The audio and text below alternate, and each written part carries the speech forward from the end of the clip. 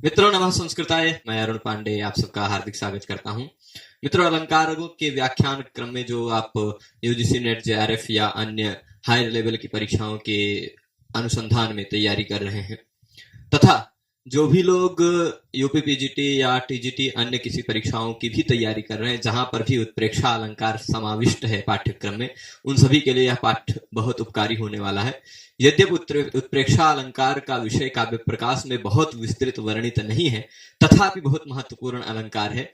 आपको उपमा मूलक अलंकारों में यह भी एक अलंकार महत्वपूर्ण है, जहां पर कुछ उपमान होता है, कुछ उपमेय होता है। ये सारी बातें जहां पर होती हैं, ऐसे कुछ अलंकारों में उत्प्रेक्षा भी है, जिसमें बहुत सारे लोग कंफ्यूज होते हैं। उपमा अलंकार हम पढ़ चुके हैं, उपमा के बाद रूपक भी पढ़ चुके हैं। ये उत्प्रेक्षा अलंकार है। इस उत्प्रेक्षा अलंकार को बताने के बाद एक वीडियो में मैं आपको उत्प्रेक्षा, उपमा और रूपक में जो भेद है उस भेद के बारे में भी बताऊंगा। तो उत्प्रेक्षा अलंकार को शुरू करते हैं। इसका लक्षण हम देखेंगे, लक्षण के साथ साथ पहले लक्षण और लक्षण के साथ साथ फिर उसका उदाहरण।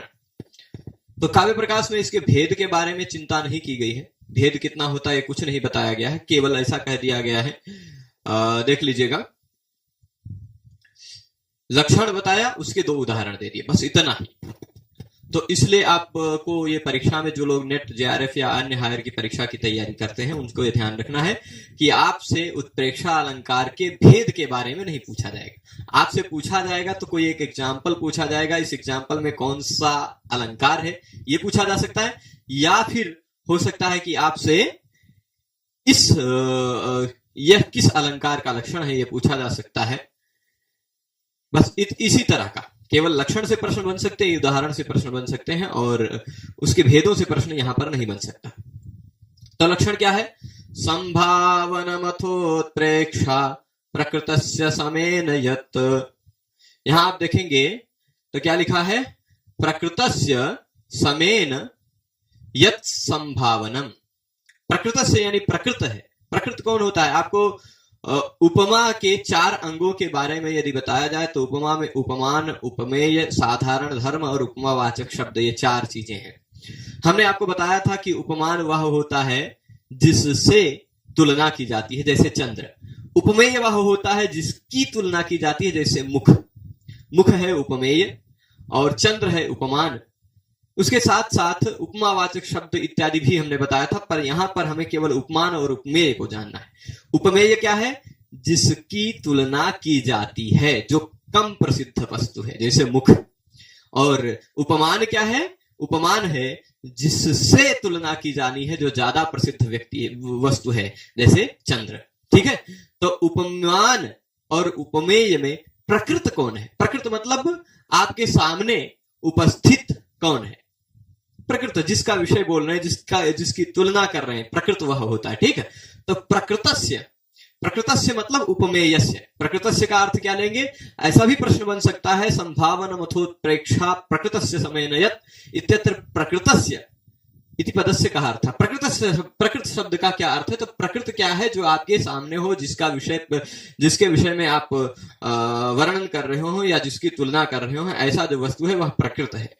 तो प्रकृतस्य समेन संभावनम, जो प्रकृत है उसका समेन का तात्पर्य होता है उसके समान कौन है। जैसे मुख है, मुख के समान कौन है? चंद्र है।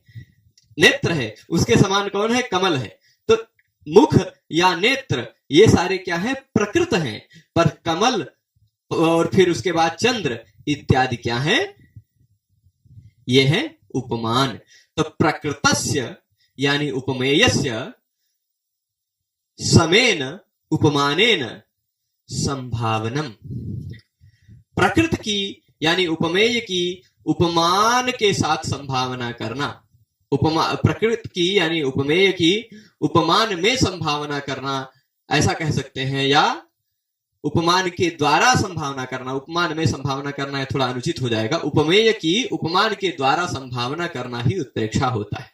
ठीक है। संभावना करना, देखिए उपमा में क्या होता है? उपमा में तुलना होती है और यहां पर संभावना होती है। उपमा में तुलना और यहां उत्प्रेक्षा में संभावना। उत्प्रेक्षा का दूसरा उदाहरण बताऊंगा तो उपमा और उत्प्रेक्षा में अंतर भी मैं आपको क्लियर कर दूंगा।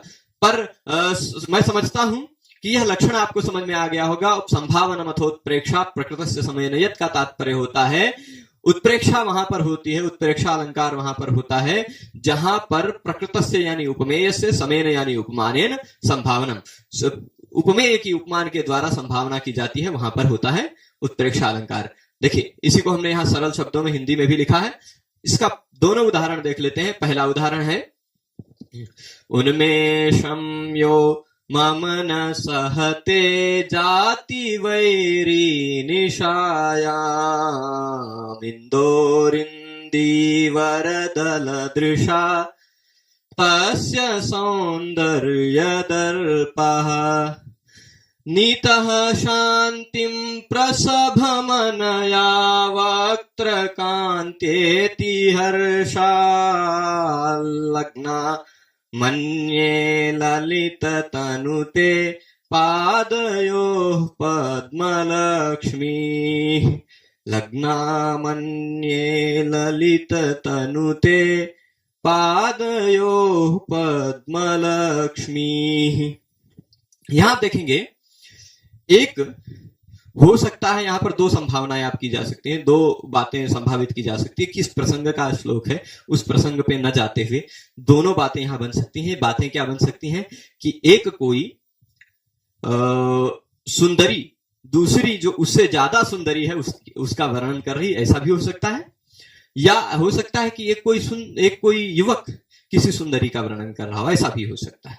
यहां कौन वर्णन कर रहा है उसकी बात नहीं है, पर समझ लीजिए, चलिए नायक नायिका वाली बात रहेगी तो ज्यादा अच्छा लगेगा आप सबको भी श्लोक का अर्थ। तो मान लीजिए कोई नायक है, उस नायिका की सुंदरता का वर्णन करता हुआ कह रहा है हे ललित तनु। ये ललित तनु संबोधन में है, ठीक है। ललित तनु शब्द का क्या तात्पर्य, संबोधन है, ठीक है। ललिता तनुर यस्याह सेयम ललित तनु, सेयम ललित तनु, उसका संबोधन में ललित तनु रूप बनेगा। तो हे ललित तनु स्त्रीलिंग शब्द है, यह स्त्रीलिंग का संबोधन है कुछ। हे ललित तनु यानी हे सुंदर शरीर वाली, लालित्य से युक्त शरीर वाली, ते पादयोः तुम्हारे पैरों में, तुम्हारे पैरों में या तुम्हारे चरणों में क्या है, पद्म लक्ष्मी, तुम्हारे चरणों में पद्म लक्ष्मी यानी कमल की शोभा, कमल की शोभा लगना, लगी हुई है, मतलब कमल की शोभा तुम्हारे चरणों में आकर लिपटी हुई है, ठीक है। लगना है मतलब लिपटी हुई है, ऐसा समझ लीजिए। तुम्हारे चरणों में कमल की शोभा लिपटी हुई है, पर कैसे? अच्छा आप सोचिए, यहां कवि की संभावना तो देखिए, कवि कितना गजब सोच रहा है। एक सुंदर होता है क्या, ज्यादातर कवियों को सुंदरता का वर्णन करना होता है। कवियों को अगर ज्यादातर परिस्थितियों में सुंदरता का वर्णन करना होता है, मैं आपको बता दूं तो उनको दो चीजें मिलती हैं, या तो भाजपा का चुनाव चिन्ह या फिर चांद, मतलब कमल और चांद, यही तो मिलता है। कभी किसी की तुलना कमल से कर देते हैं, कभी किसी की तुलना चंद्रमा से कर देते हैं। अब चंद्रमा और कमल इन दोनों में ज्यादा सुंदरता किसी की बतानी हो तो आप जानते हैं फिर भाई वो ऊपर वाली बात है, उसी को ज्यादा बड़ा कर चढ़ाकर बताएंगे, है ना। तो चंद्र और कमल में अगर ज्यादा सुंदर बताना हो आपको तो आप निस्संदेह चंद्र को ज्यादा सुंदर बताएंगे। तो अब देखिए कमल जो है ना, कमल की शोभा तुम्हारे चरणों में आकर क्यों लिपट गई है, हे ललित तनु, तुम्हारे चरणों में कमल की शोभा क्यों लिपट गई है, ये बता दें कारण। क्योंकि वो कमल की शोभा ऐसी सोच रही थी, या वो कमलिनी या कमल ऐसी सोच रही थी, कमलिनी सोच रही थी कि यह चंद्र, यहां यह का तात्पर्य लेना है, यह चंद्र मम उन्मेषम न सहते। यह का तात्पर्य क्या लेंगे, जो जाति वैरी, जाति वैरी मतलब जन्मजात शत्रु है। आप ये चीज जान लीजिए कि जब भी ऐसा कहा जाता है कि सूर्य के उदय होने पर कमलनियां विकसित हो जाती हैं और सूर्य के अस्त होते ही चांद जैसे उदित होता है, तुरंत सारी कमलनियां मुरझा जाती हैं, ऐसा माना जाता है। तो अब मैं आपको बता दूं क्यों मुरझा जाती हैं कमलनियां। उसमें भी हो सकता है कवि ने कुछ गहराई से सोचा हो तो उसको कुछ मिला हो कि हो सकता है कि चांद उदित हो जाता है तो उस चांद की सुंदरता से ये कमलिनियों की सुंदरता फीकी पड़ने लग जाती है, इसलिए कमलिनियां खुद ही जाके छिप जाती हैं, मुरझा जाती हैं, है ना। तो वो क्या है, कमलिनियों का जाति वैरी है, जाति वैरी है ना, क्योंकि वो आता ही है कमलिनियों को मुरझवाने के लिए, कमलिनियों को शर्माने के लिए, लजवाने के लिए आता है ना। तो वह जो कमलिनी है वो सोचती है कि यो चंद्र, जो चंद्र जो जाति वैरी है, जन्मजात शत्रु है, जो मेरे उन्मेष को, मेरी सुंदरता को, मेरे उत्कर्ष को, मेरी प्रशंसा को, जो कुछ भी ले लीजिए, मेरे बढ़ावा को न सहते, नहीं सह पाता। लोग दिन भर मेरी प्रशंसा करते रहते हैं, मैं विकसित होकर खिली हुई रहती हूं। कमलिनी ऐसा सोच रही है, मैं विकसित होकर खिली हुई रहती हूं, और लेकिन जैसे ही आता है ये जाति वैरी, रात्रि में निशायाम, है ना, रात्रि में जैसे ही यह जाति वैरी आता है, मेरे उन्मेष को नहीं सह पाता है, नहीं सह पाता यानी मुझसे बहुत जलन रखता है, और अपनी सुंदरता दिखाने रोज चला आता है। ये ना आए तो हमें लजाना न पड़े, है ना। तो अब क्या है कि कमलिनी सोच रही है कि मुझसे ज्यादा सुंदर चांद है, इसलिए यह चंद्र मम उन्मेषम न सहते, जो चंद्र जो जाति वैरी है, जन्मजात शत्रु है, वह मेरे उन्मेष को निशायाम रात्रि में नहीं सह पाता है। ऐसे इंदो का, ऐसे इंदु की, ऐसी इंदु कौन है, मतलब चंद्र, ऐसे इंदोह, यहां निशायाम है फिर इंदोह है, निशायाम प्लस इंदोह, तो निशायाम और इंदोह का तात्पर्य क्या लेंगे, निशायाम मतलब रात्रौ, ऐसे इंदु यानी चंद्र का, ऐसे चंद्र का क्या कर दिया है, तस्य इंदोह सौंदर्य दर्पः, वो इंदु भी अपने आप को बहुत सुंदर मानता है ना, इंदु यानी चंद्र, वह चंद्र अपने आप को बहुत सुंदर मानता है, उसके अंदर सौंदर्य का दर्प है, वो अपनी सुंदरता दिखाने चला आता है शाम को और हम सबको शर्मवा देता है। ऐसा कौन सोच रहा है, कमलिनियां सोच रही है, यद्यपि सोच नहीं सकते हैं पर कवि कुछ भी करवा सकता है ना। तो कमलिनी क्या सोच रही है कि जो मेरे उत्कर्ष को जिन रात्रि में नहीं सह पाता, जो मेरा जाति वैरी है, तस्य इंदोह, उस चंद्रमा के सौंदर्य दर्प को, सुंदरता के दर्प को, सुंदरता के अहंकार को, घमंड को, गर्व को, इंदीवर दल दृशा, इंदीवर भी कहते हैं कमल को, ठीक। इंदीवर किसको कहते हैं, एक प्रकार का कमल ही होता है।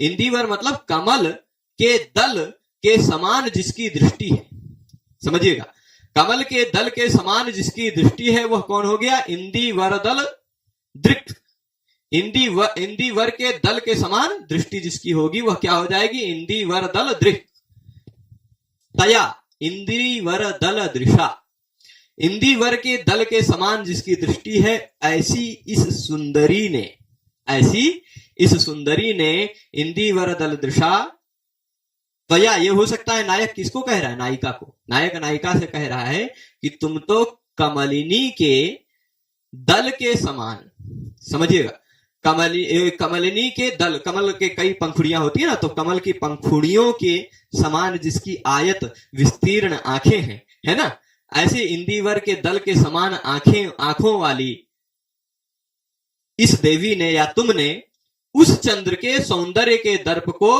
शांत कर दिया, शांतिम नीता, सौंदर्य दर्प को शांति तक पहुंचा दिया, यानी कैसे, प्रसभम, बलपूर्वक, है ना। उसने क्या कर दिया, सीधे ही चंद्र के सौंदर्य दर्प को उसने शांत कर दिया। किसने शांत कर दिया, उस नायिका ने, ठीक है।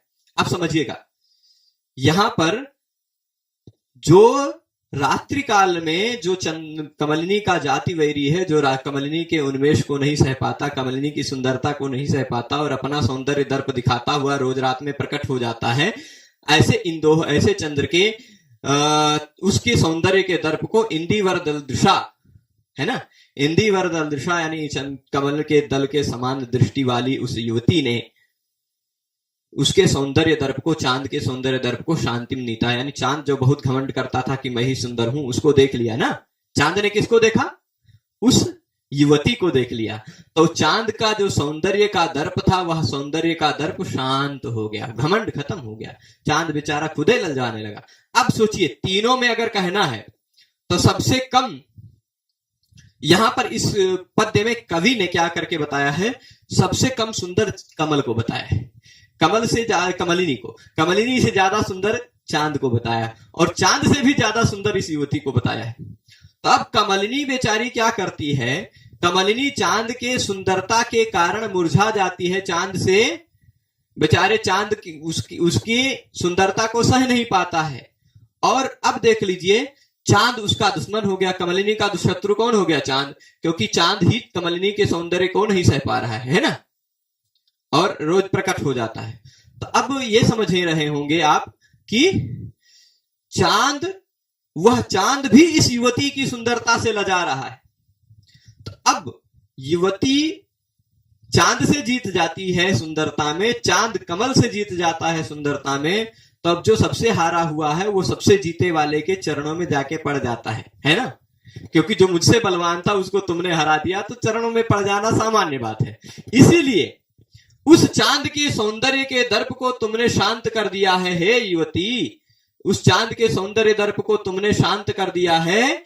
इति हर्षात, कैसे शांत कर दिया चांद के सौंदर्य दर्प को, वक्त्र कांत्या, वक्त्र कहते हैं मुख को, मुख की कांति से, मुख की कांति से तुमने उस चांद की सुंदरता के दर्प को खत्म कर दिया है।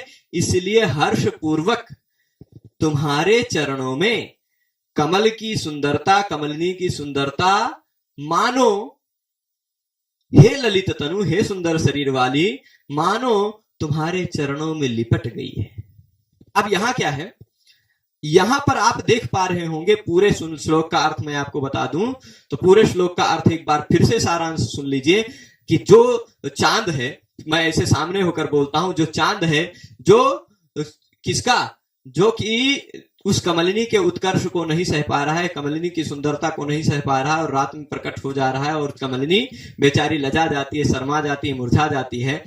तो उस चांद को भी, चांद के सौंदर्य के दर्प को भी इस तुमने हे युवती, तुमने अपने इस वक्त्र की, मुख की कांति से ही तुमने उसको पराजित कर दिया है, वो चांद के सौंदर्य का दर्प खत्म हो गया है। इस कारण हर्षवश वह कमलिनी की सुंदरता तुम्हारे पैरों में आके लिपट गई है, ऐसा मैं मानता हूं। ऐसा मानो वह कमलिनी की सुंदरता, इसी कारण की कल्पना कर रहे हैं, तुम्हारे पैरों में कमलिनी की शोभा किस लिए है, मानो इसीलिए है क्योंकि तुमने चांद को भी अपनी कांति से हरा दिया। अब देखिए दोनों चीज, यहां क्या है, यहां कवि ऐसा भी कह सकता था, बात उत्प्रेक्षा समझने वाली यहीं पर है।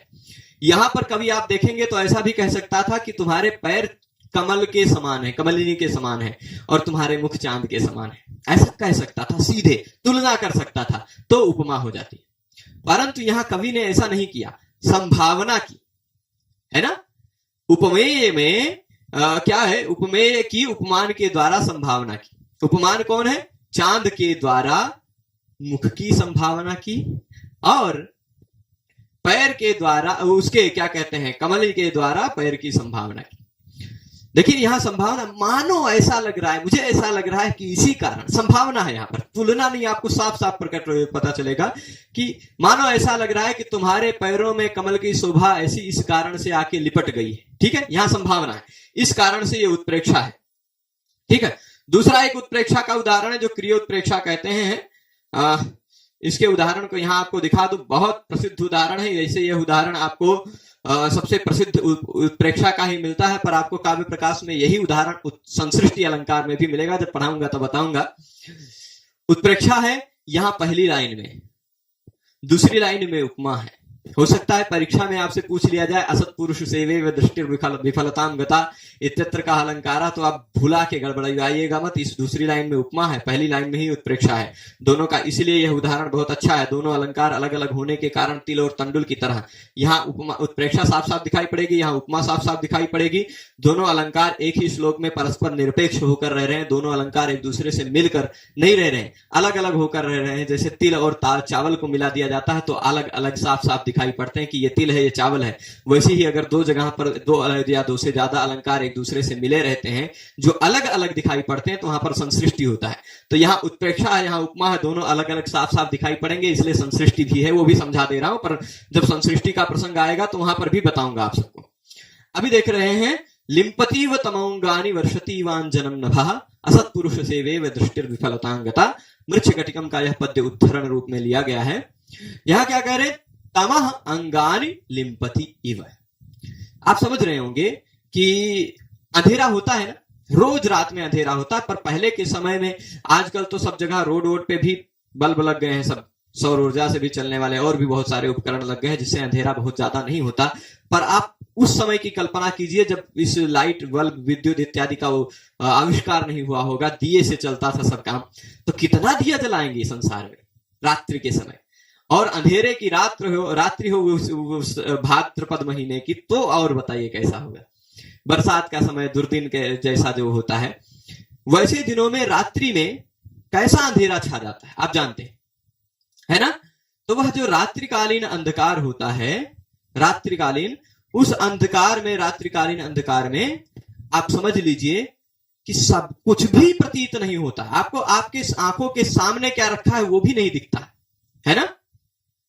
तो ऐसे अंधेरे में कवि कल्पना कर रहा है कि मान लो ऐसा लग रहा है कि तमह यानी अंधेरा, अंगानी अंगों में, लिम्पति इव, मानो अंधेरा मेरे अंगों में लिपा जा रहा है। अब आप बताइए, क्या अंधेरा आपके शरीर में लिपा जाता है? अगर ऐसा होता तो रोज इस संसार में आपको काले काले लोग खूब ज्यादा मिलते। आप सोचिए, कल्पना कीजिए कि आप रात में सोए, अंधेरा हुआ घर में और आपके पूरे शरीर में काला काला लिपट गया, अंधेरा लेपन हो गया। कैसे लेपन हो गया? जैसे शरीर में तेल इत्यादि लगा देते हैं ना, जैसे लेपन हो जाता है शरीर में, वैसे ही पूरे शरीर में अंधेरा लिप गया। तो सुबह सुबह उठते सारे काले हो जाते, ऐसा होता है कि नहीं? तो यहां वस्तुतः वैसी स्थिति नहीं है, फिर भी कवि ऐसी संभावना कर रहा है कि मानो संभावना यहां पर, मानो अंधेरा अंगों में लेपा सा जा रहा है ना। और अच्छा आप सोचिए, आकाश से पानी बरसता है, अलग अलग लोग अलग अलग कल्पना करते हैं। एक कवि को मैं पढ़ रहा था, वो कह रहे थे कि आकाश से रसगुल्ला बरसने की संभावना है, इसलिए सभी लोग अपने छतों पर मुंह खोल के लेटे हुए हैं। तब अगर ऐसे जैसे रसगुल्ला बरसने की किसी कवि ने संभावना की, अगर मान लीजिए आकाश से काजल बरसता होता तो भी संसार में काले लोग बहुत सारे होते, है ना। लेकिन बरसता नहीं है, फिर भी वो संभावना कर रहा है कवि कि वर्षति इव, मानो बरस रहा है क्या? अंजनम, काजल। कौन बरस रहा है? आकाश। मानो आकाश से काजल बरस रहा है, मानो अंधेरा शरीर में लिपा जा रहा है। ये दोनों हो नहीं रहा है, यहां दोनों जगहों पर तुलना भी नहीं हो रही, है ना। ऐसा भी नहीं कह रहे अंधेरा शरीर में उस तरह लिपा जा रहा है, शरीर में उस तरह स्पर्श कर रहा है कि मानो लिपाई हो रही हो। ऐसा नहीं है, तुलना नहीं है। यहां संभावना है कि परंतु दूसरी लाइन में संभावना नहीं रहेगी, तुलना रहेगी। दूसरी लाइन में तुलना रहेगी, पहली लाइन में संभावना है। आप देख लीजिए, यहां हेतु के साथ ही इव है। लिम्पति इव तमह अंगानी, तमह यानी अंधेरा, अंगानी मतलब अंगों में, लिम्पति इव लेपा सा जा रहा है, वर्षति इव अंजनम नभा, आकाश से मानो काजल बरस जा रहा है। और फिर आगे क्या कहेंगे, ये दूसरी जो लाइन है वो उपमा की उदाहरण है, इसको उत्प्रेक्षा में मत समझिएगा, पर मैं बता दूंगा तो अंतर समझ में आ जाएगा। आप मुझे बताइए, आपका परिचय किसी अच्छे व्यक्ति से हो, किसी उत्तम व्यक्ति से हो, किसी सज्जन व्यक्ति से हो, किसी अच्छे ऋषि मुनि से हो, जिसके वचन सर्वथा सार्थक हो जाते हो, ऐसे व्यक्ति की आप सेवा करें तो हो सकता है कि आपकी सेवा सफल भी हो जाए। किसी समर्थ या प्रसिद्ध व्यक्ति की सेवा करें तो हो सकता है ऐसे व्यक्ति की सेवा आपकी सफल भी हो जाए। पर कोई दुर्जन हो, कोई दुष्ट हो, जो आपकी सेवा का केवल दुरुपयोग कर रहा हो, ऐसे व्यक्ति की, दुर्जनों की गई सेवा आपकी कैसी होती है? विफल हो जाती है ना। यहां मानो नहीं है, यहां संभावना नहीं है, दृष्टि उस तरह से विफल हो गई है। दृष्टि मतलब आंखें, हमारी दृष्टि कैसी हो गई? उस तरह से विफल हो गई है जिस तरह असज्जनों की सेवा विफल हो जाती है। हम किसी असज्जन व्यक्ति की सेवा कर लिए तो हमें उस सेवा से कोई फल नहीं मिलता, जिस तरह, उसी तरह हमारी दृष्टि भी विफल हो गई है ना। अब आप दूसरी लाइन में साफ साफ देख पा रहे होंगे दृष्टि की विफलता की तुलना असज्जनों के सेवा की विफलता से की जा रही है ना। यहां पर आप क्या कर सकते हैं, आपको बता दे तो यहां पर पूर्णोपमा है इस दूसरी लाइन में। पूर्णोपमा मतलब उपमा के चारों अंग यहां समाविष्ट हैं। कौन? एक तो दृष्टि, क्या है? दृष्टि हमारी आंखें, दृष्टि है उपमेय, और उस दृष्टि की विफलता, दृष्टि की तुलना की जा रही असज्जनों की सेवा से, है ना। उपमान, दृष्टि क्या है? उपमेय, असज्जनों की सेवा है उपमान। इन दोनों में आपको बता दें विफलता, ये दोनों में साधारण धर्म है। असज्जनों की सेवा भी विफल हो जाती है और दृष्टि भी विफल हो जाती है रात्रि के समय में, तो दोनों में साधारण धर्म विफलता भी है, और इव शब्द का प्रयोग है वो वाचक धर्म का भी, यानी उपमा के चारों अंगों का प्रयोग होने के कारण पूर्णोपमा है यहां पर। और यहां पर आप देख रहे होंगे तुलना है, ऊपर की लाइन में दोनों जगह जो है मानो अंधेरा शरीर में लिपा सा जा रहा है, काजल आकाश से बरसा सा जा रहा है, यहां पर तुलना नहीं है, यहां पर संभावना है। तो संभावना जहां होती है वहां पर उत्प्रेक्षा होती है, जहां पर संभावना नहीं होती है तुलना होती है। दोनों भिन्न पदार्थों में दो भिन्न पदार्थ बताए जाएं और दो भिन्न पदार्थों में तुलना हो, जैसे दृष्टि और असत्पुरुष सेवा, इन दोनों में तुलना है। दृष्टि भी विफल हो रही है, असत्पुरुषों की सेवा भी विफल हो रही है, ऐसे दो भिन्न पदार्थों में तुलना की जाए, वह होती है उपमा। ठीक है, तो दोनों अलंकार यहां पर दिख रहा है। अब आपको एक पहचान बता दूं, ज्यादातर जगहों पर जहां आप अर्थ, अब देख लीजिए, बता दें, कुछ लोग कहते हैं कि हम इस अलंकार को पहचान नहीं पाते हैं, तो ऐसे लोगों से विशेष आग्रह मैं करूंगा कि किसी भी श्लोक को पढ़ें, 2-3 बार पढ़ें, 2-3 बार, 3-4 बार, हो सकता है कि उसका करेक्ट अर्थ आपकी बुद्धि में लाइट होकर आ जाए। क्योंकि जब तक आप अर्थ नहीं पकड़ पाते हैं तब तक उस अर्थ में कौन सा अलंकार, कौन सा अर्थ अलंकार छिपा हुआ वो नहीं पकड़ पाते हैं। अर्थ देखे बिना आप अर्थ ने कौन सा अलंकार धारण कर रखा ये देख नहीं सकते, ये संभव नहीं है ना। रट्टू तोता बन के आप एक उदाहरण रट सकते हैं कि लिम्पति व तमोंगानी उत्प्रेक्षा का एग्जाम्पल है, रट करके आप काम चला सकते, यही उदाहरण पूछ लिया गया तो, पर इसी की तरह दूसरा कोई उदाहरण पूछ लिया गया तो आप फंस जाएंगे। तो उसके लिए मेरा विशेष आग्रह रहेगा कि पूरे के पूरे श्लोक का 3-4 बार, 5-6 बार, जितनी बार पढ़ के आप अर्थ निकालने का प्रयास कर पाए, अर्थ निकालें, अर्थ निकलेगा। और अगर कहीं आपको अर्थ में संभावना दिखाई पड़ रही है, तुलना नहीं दिखाई पड़ रही है, तो उत्प्रेक्षा लगा दीजिए। इव शब्द का प्रयोग हो, कुछ शब्द है महत्वपूर्ण है, वो शब्द के प्रयोग होने पर ज्यादातर संभावना रहती है कि उत्प्रेक्षा ही होगी। जैसे एक है मन्ये, ये रहेगा शंके, ध्रुवम,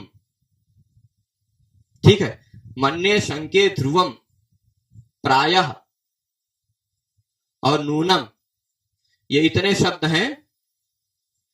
और इसी शब्द में इव शब्दों तादृशः, इव, मन्ये, शंके, ध्रुवम, प्रायो, नूनमित्येवमादयः उत्प्रेक्षावाचका शब्दा इव शब्दों तादृशः। तो आप बता दें, उत्प्रेक्षा के वाचक इतने शब्द है, इतने शब्द मिल जाएं, ये शुरुआत के 5 मिल जाएं तो आप ज्यादातर 90% उदाहरणों में आप कह दीजिएगा कि उत्प्रेक्षा है। परंतु इव शब्द रहे तो कहीं कहीं ही उत्प्रेक्षा होती है, संभावना देख के देखिएगा, है ना। इव शब्द के प्रयोग होने पर संभावना से ही आप पहचान पाएंगे। जैसे यहां इव है, इव उपमा में भी रहता है, यहां इव यहां भी है, उपमा में भी इव रहता है, पर संभावना रहने पर इव के प्रयोग में उत्प्रेक्षा होती है। संभावना ना होकर तुलना होने पर इव के प्रयोग में क्या होता है? तुलना होने पर इव के प्रयोग में उपमा, और संभावना रहने पर उत्प्रेक्षा। ठीक है, तो आशा करता हूं यह उत्प्रेक्षा अलंकार का पाठ आप सबको आसान लगा होगा। आज के इस पाठ में उत्प्रेक्षा अलंकार के इतना ही, इसके किसी भेद की चर्चा मम्मट ने नहीं की। ठीक है, केवल अलंकार दिया, उसका लक्षण दिया, उसके 2 उदाहरण दे दिए। ठीक है, चलेगा। तो आप सभी लोग इस पाठ में जुड़े रहे, उसके लिए आप सभी को बहुत बहुत धन्यवाद। हम फिर मिलेंगे अगले किसी अलंकार के साथ, तब तक के लिए धन्यवाद। नमः संस्कृताय।